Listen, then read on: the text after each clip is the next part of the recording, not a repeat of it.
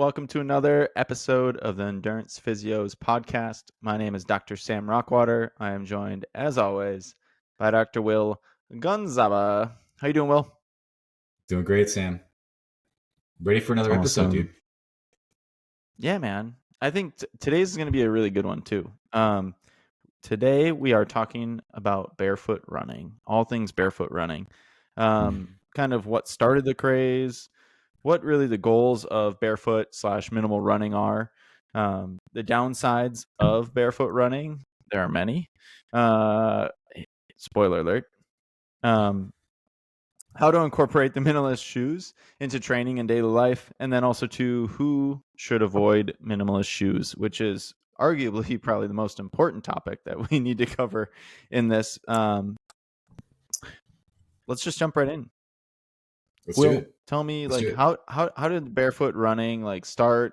Give me a little background on that. Sure. So I think both you and I were kind of in a unique place in our career when barefoot running really got popular, because I was just into PT school, and I think we're in PT school around the same time. So that's really when all of this began to get kicked off. So most runners out there will know a book called Born to Run. And this came out in 2011. And essentially, the idea of the story is a journalist who goes down to Mexico, I think, and lives with this native tribe to learn about how they produce so many outstanding, super long distance runners. And then what he drew away from that is that most of these guys are running in sandals, right? These very minimal sandals. And he gets to the conclusion of how modern footwear has shifted us away from what our foot should be functioning like, and that we need to go to this minimal footwear pattern in order to restore normal mechanics and strengthen the foot, yada, yada. So that's really, I think, where you can trace this minimal craze back to. So if you think prior to 2011, 2012, most of the shoe wear that was out, it was kind of like that traditional stability shoe is what I think of as kind of those Asics that were I don't know, they're not like the Nike Freeze, not as big as a Hoka, the cushioned Hoka. That wasn't a thing yet. It was kind of like this stability shoe, right? They were kind of clunky. And so this was sort of a total change from that, right? And so that really sparked the craze. You saw the Vibram 5-finger shoes come out. I remember at the time I was in grad school, like I said, and so I was running in these super minimal New Balance shoes, and so I think with anything, just jump on that trend, man.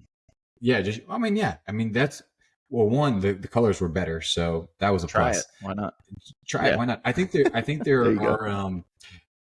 there are some key. We'll get into it, but there's definitely some pros of incorporating the ideas behind this without being so extreme, and I think that's maybe kind of a good summary. Sorry to lead off with that. But that's really what it was in 2011. And so now you have all these people shifting from these stability shoes to minimal footwear, thinking it's going to change their stride pattern from heel striking to being more midfoot or forefoot striking. But it's not really that easy. And we know that as physios, right? And so it's not really as easy as switching the shoes. And if you don't do that with the proper training or introduction of that footwear, it can be a source of injury. But, we'll kind of dive into that later. I think when you look at it though, the whole goal of what barefoot or minimal running, and I'll just say in this podcast, we'll probably use barefoot and minimal running interchangeably. So, we're not necessarily talking about running barefoot. It could be just with a minimal shoe. The overall idea is that it's supposed to improve your run form and improve the strength of the foot and the surrounding support around the ankle joint. That's what I summarized it as. I mean, what do you remember of the Born to Run craze and the introduction of this footwear, and what have you seen as maybe some of any other goals that I missed of this?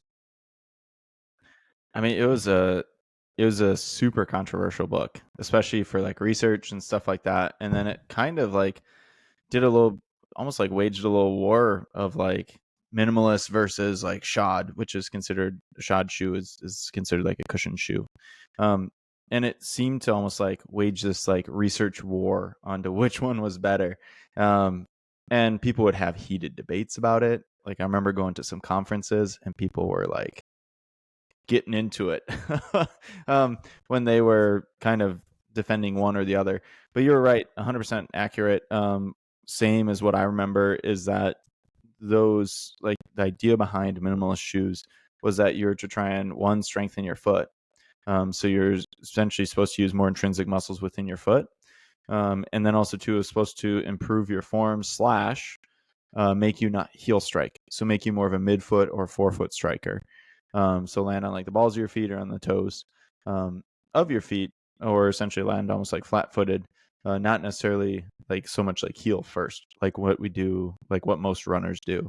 And that was like the big thought is, oh man, like everyone should be running on their midfoot or forefoot. And I mean, since then, now we know that that's not necessarily true. Not everyone has to run that way.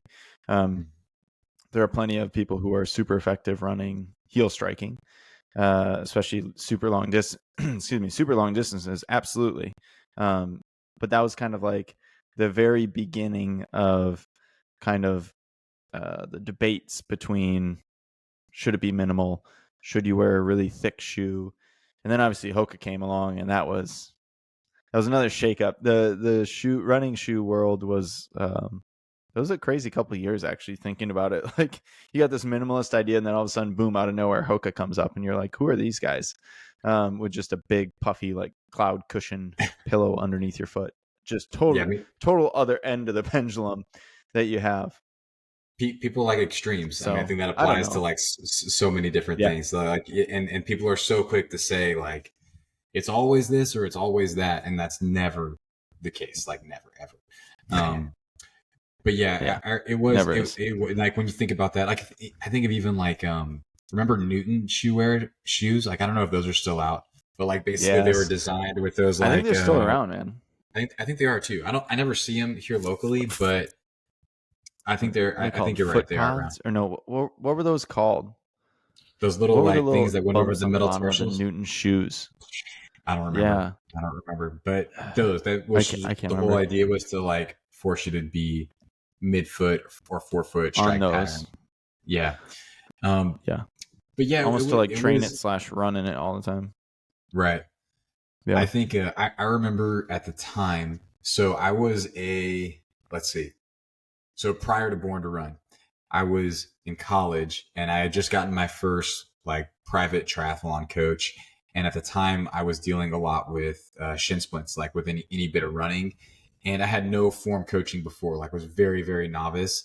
And the first thing my run coach did was have me increase my cadence. Number one, I think I moved to just a neutral shoe, not a minimal shoe, and improve where my foot was landing just by increasing my cadence. Like those two things, the neutral shoe, increasing cadence, that made me land more midfoot. But it took care of that neutral or those shin splints like immediately. Granted, you're a 19-year-old kid, so like it's pretty easy to adapt to most stimulus that's thrown at you with very little adverse effects, right? That's not the case for everybody. But at that time, again, being a 19-year-old, 20-year-old, we would do a lot of barefoot drills in the grass prior to track workouts once a week. And that's about as minimal as it got, And I think there was value to doing it in that fashion because it was controlled in grass and it wasn't continuous, right? Like maybe you were doing some strides on grass or on turf. That's like 20 or 30 seconds. You're doing some footwork drills, just things to, your typical dynamic warm-ups barefoot. I kind of think that's enough to get the stimulus into the foot without overdoing it. But I remember that from back Yeah, then. I think that. Yeah, I know a few triathletes who still do that and who still kind of ground themselves or whatever you want to call that. Essentially, you get that stimulus where they are running barefoot to try and essentially do the exact same things as like a minimalist shoe / barefoot shoe, just literally they are barefoot and trying to like improve form and improve arch strength, improve foot strength. And those are really like the main goals of those minimalist or barefoot running shoes. I know some people still will cycle. I know a few athletes who will still cycle them in and out.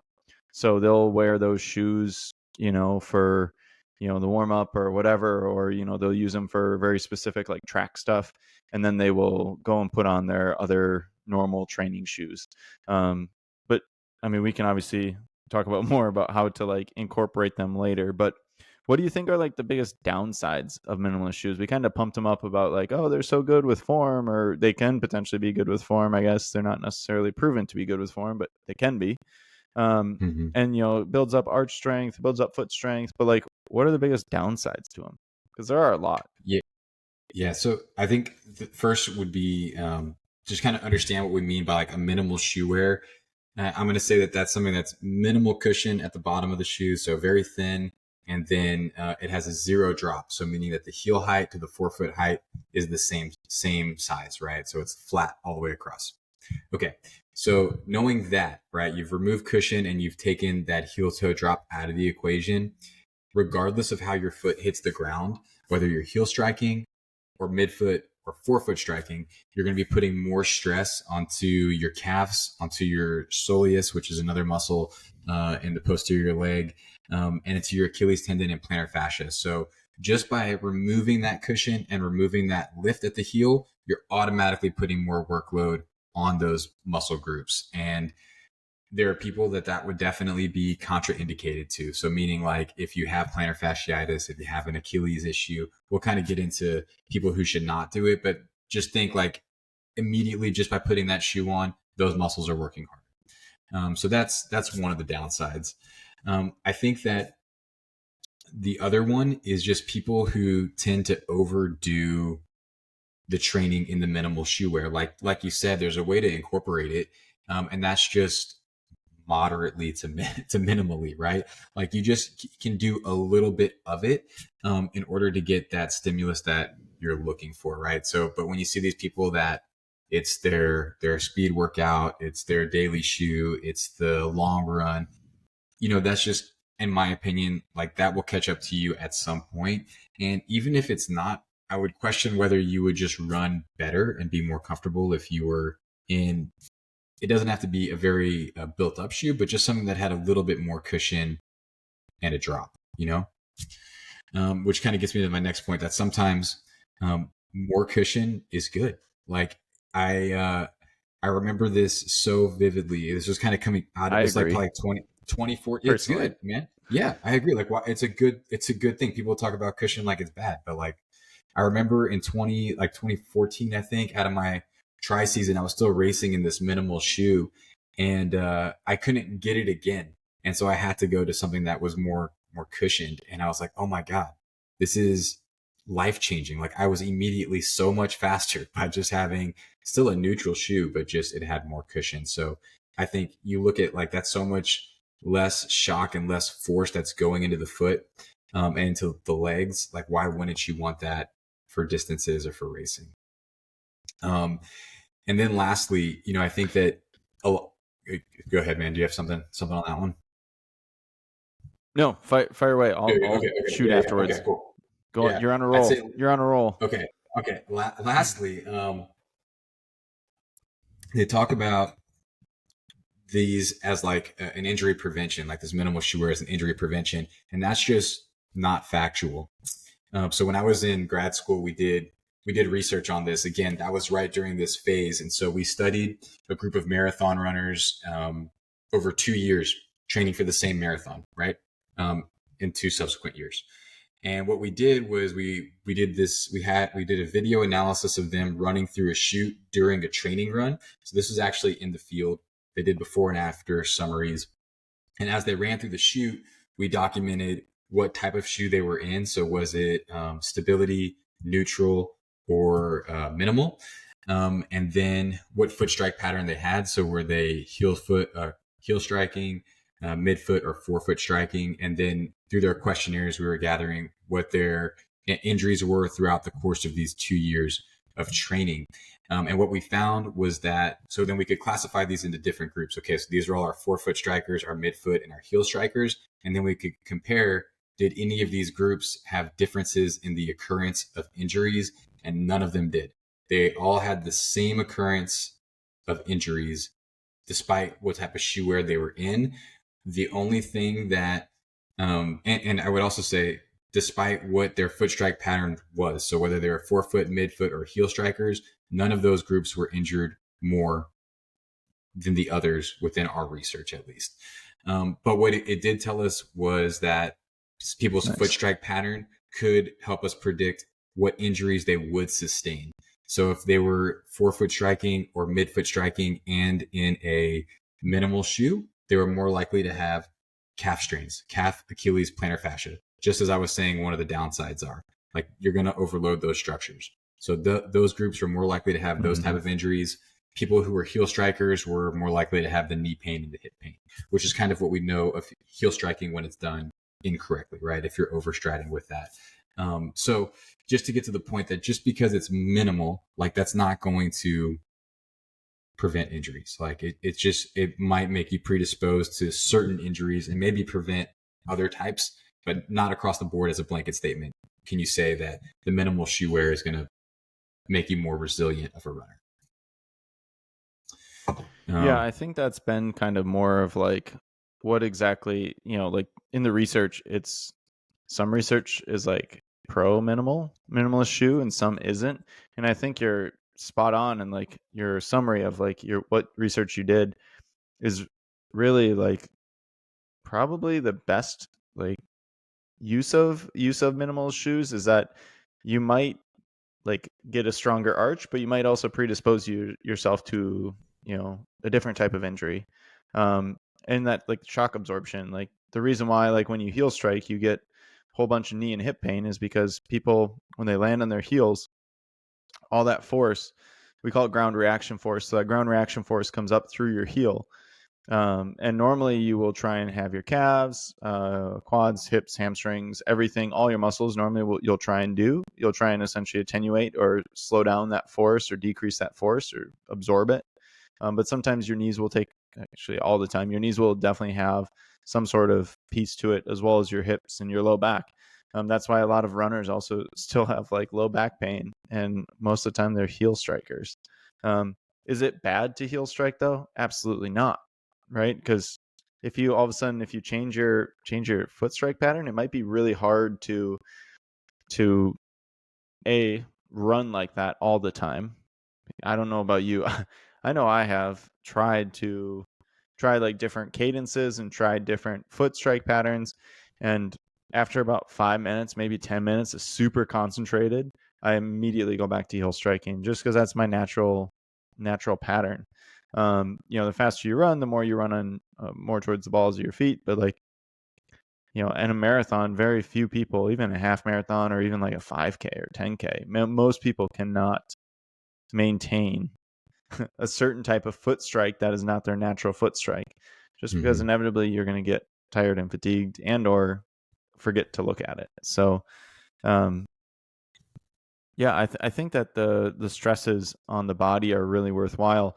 With also, too, another thing that I really want to emphasize too, and you just kind of briefly touched on it, is when you're a midfoot striker or a forefoot striker, the reason why you'll get more Achilles and calf strain is essentially that as you go, as you land on the balls of your feet, your heel will then drop once you get to mid stance, which is essentially when your foot is directly underneath your body. And in order to lower your heel down into that mid stance position, your Achilles and your calf and your gastroc and your soleus are all going to be used in what we call an eccentric way. And eccentric means that it is contracting while lengthening, which can also make you very sore if you never have done a midfoot and then all of a sudden you try and do it, you're going to get pretty dang sore in the calves because those eccentric muscle contractions do tear more muscle fibers down. So just kind of like wanted to essentially just touch on that because I know you briefly mentioned it, but I think it's important for a lot of our runners listening to understand why those injuries occur and why it's like more likely to have, heel strike, like knee, hip, low back, like, okay, got it. But midfoot, like, oh, calf and like gastroc soleus, but like why? And I think that hopefully will help some people kind of determine why they're getting those. So midfoot, Hmm. going to have more stress and strain on that calf because you're going to slowly lower that heel down, and that can lead to overuse injuries.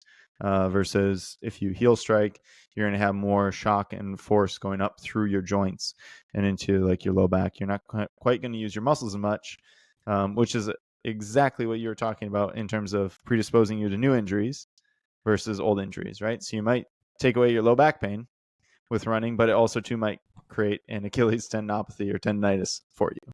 So had to throw that in Yeah. there. I'm sorry. Well, Yeah. So I mean, went on a little like you rant said, there. like no, no, but it's a good teaching points because it just shows like it's not as clean. It's not as man. It's not as advertised. It's not like you just get this and then all of a sudden you're a wonderful runner. Your foot is stronger. Here's your plantar fascia.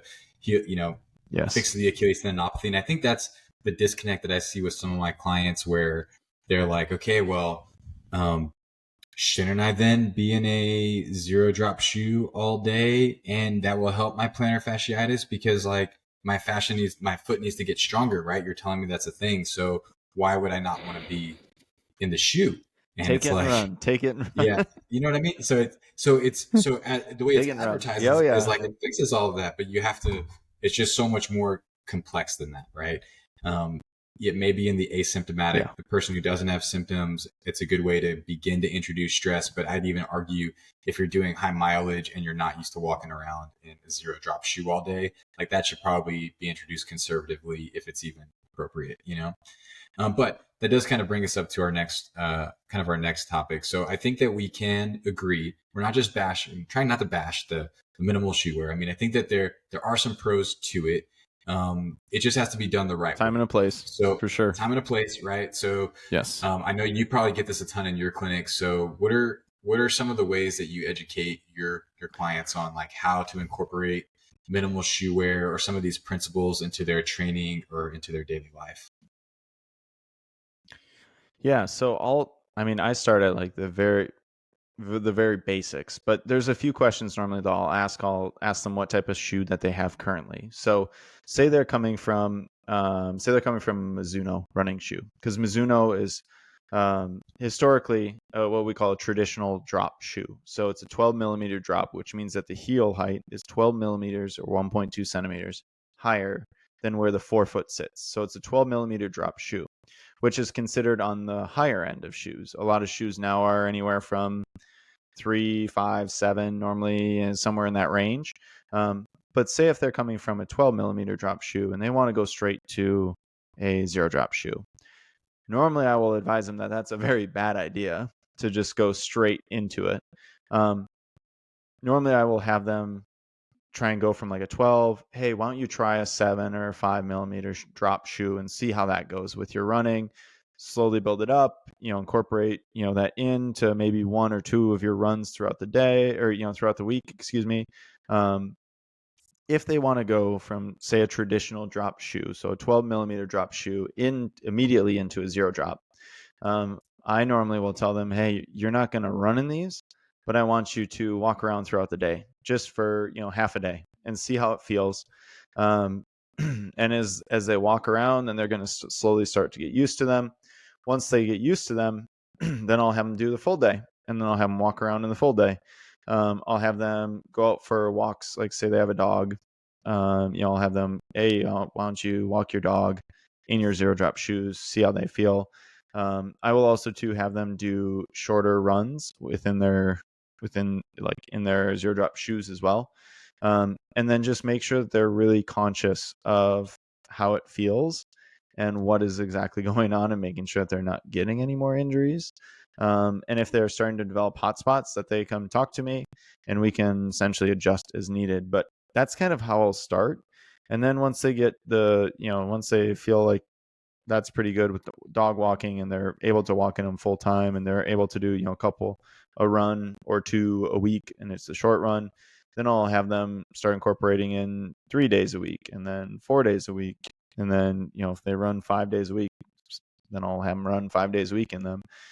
But I will also to tell them to switch it up as well. So I won't have them solely run in that zero drop unless I know that they're super stubborn and they're just not going to listen to me unless I tell them what they want, and they'll say, hey, okay, you want to go completely zero drop? This is how you're going to do it.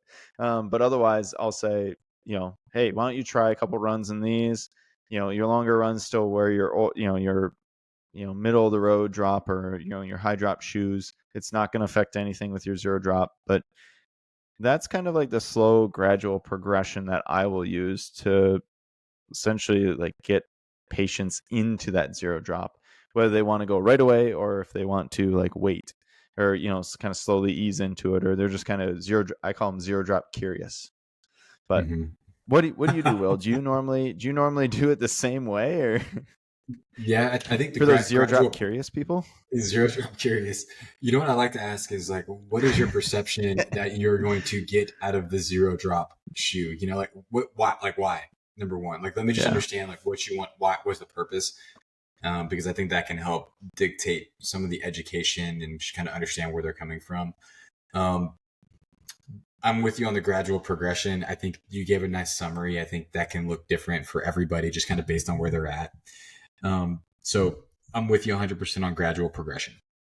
The other thing that I'll tell them is, go zero drop, but keep some cushion. So there are some shoes out there where you can get the zero drop wide toe box, which is something we didn't talk about. So one of the other benefits to like barefoot running, or a lot of those barefoot running shoes, are the wider toe box, which I think a lot of running shoes nowadays are kind of coming around to that wider toe box anyway. But that wider toe box is a lot better. I think, just it lets those toes splay out.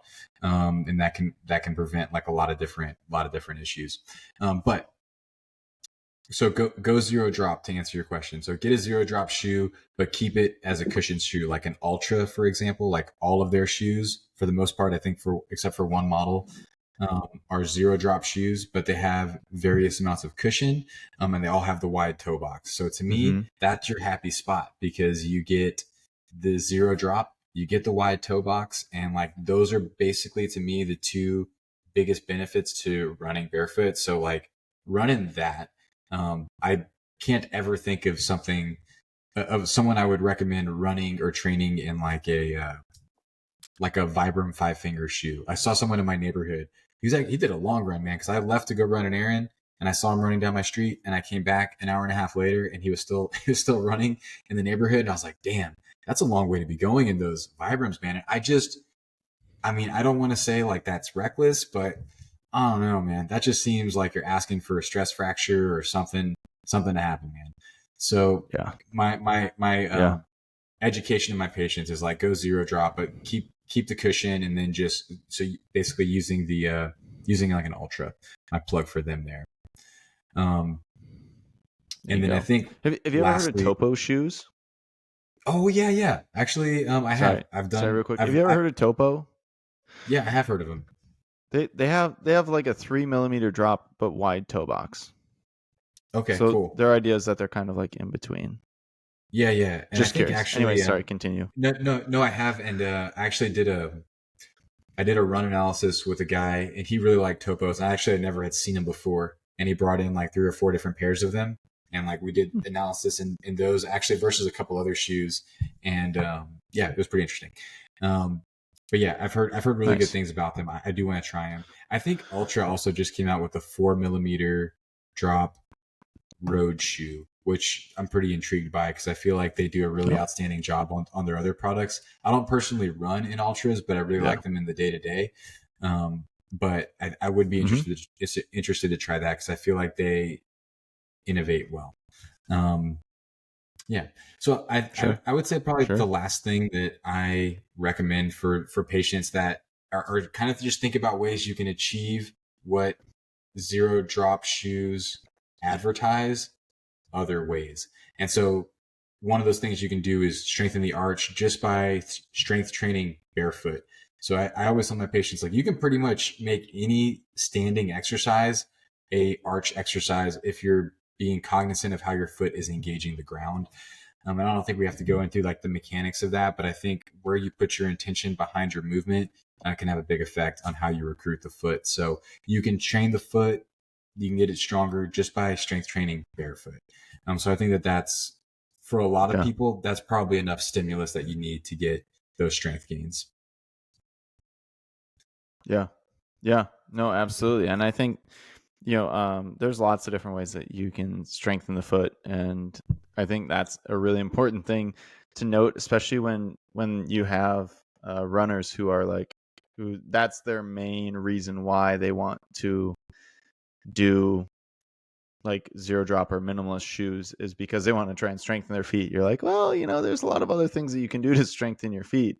Even walking around your house barefoot. Like it Yeah. sounds weird, but even walking around your house. Now, I live in Arizona. We have a cement slab, and then we have uh, engineered hardwood up on top. There's like zero give to it. So at the end of the day, like I got to put on socks or a little bit of shoe or something like that.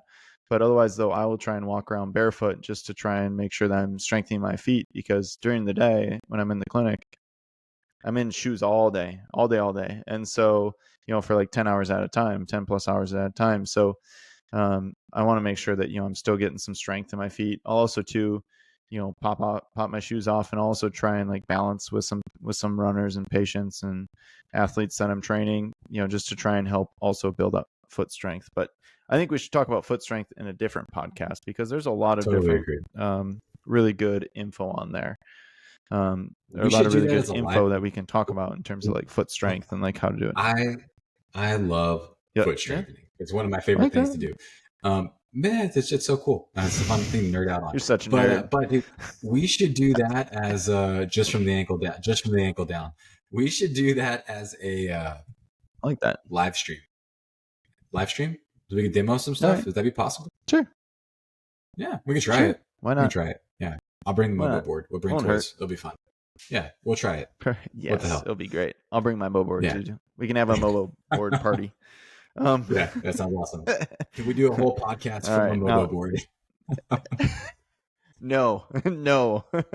I It'd would be love to fun say I can. try. I need to start practicing then. Oh god. Mhm. All We right. should All see right. how many people we can get on the live stream to do it with us too. But Oh, that would be fun. anyways, We'll back try to send back to the topic at hand. Yeah, here we go. That was a great side combo. But Yeah. I think the other question that we really have to answer here is like, who should avoid the zero drop shoe? Because there are people who certainly should avoid the zero drop shoe. I know myself, I am 100% somebody who should avoid the zero drop shoe, but I also have limited ankle dorsiflexion in my right ankle. And so I only get to about 0 degrees or so. Zero drop shoes are very challenging for me because I just can't get into that much ankle dorsiflexion, versus if I have a high, like say a 12 millimeter drop shoe, my foot is naturally in a little bit of what we call plantar flexion, or pointing downward. And so I'm able to, I just have that 12 millimeters more of upward rotation of my foot, aka dorsiflexion, that I can use to try and essentially walk normal. So I know people like myself with limited ankle dorsiflexion are definitely somebody who should avoid zero drop shoes. But who else should avoid zero drop shoes? Can I tell a story first? Quickly. Fire. Love All right. stories. Story time by Will. Here we go. I had a patient who he came to me for like anterior ankle pain. So it was basically like right at the what we call a talocrural joint. So like basically the joint of the ankle. And that's where all the dorsiflexion that Sam was talking about occurred. So he had a lot of pain there and had, like Sam was saying, like 0 dorsiflexion. That means like it did not bend.